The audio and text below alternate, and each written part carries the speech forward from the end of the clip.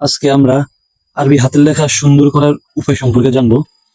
তো সুন্দর হাতের লেখা কেবল সৌন্দর্যের বিষয় নয়, বরং মনোযোগ, ধৈর্য আর নিয়মিত অনুশীলনের প্রতিফলন।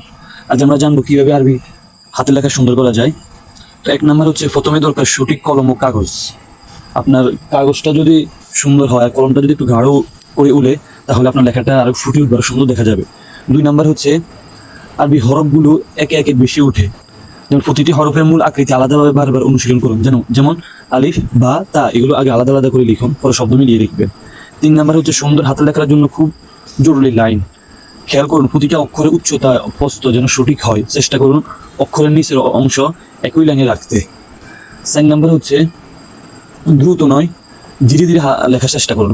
প্রতিটা অক্ষরে সমান সময় দিন। তাড়াহুড়ো করে লেখা কখনোই সুন্দর হবে না। পাঁচ নাম্বার হচ্ছে, প্রতিদিন অন্তত 15 থেকে 20 মিনিট সময় দিন। কয়েক সপ্তাহ পরে আপনি নিজের হাতের লেখায় স্পষ্ট পরিবর্তন দেখতে পারবেন।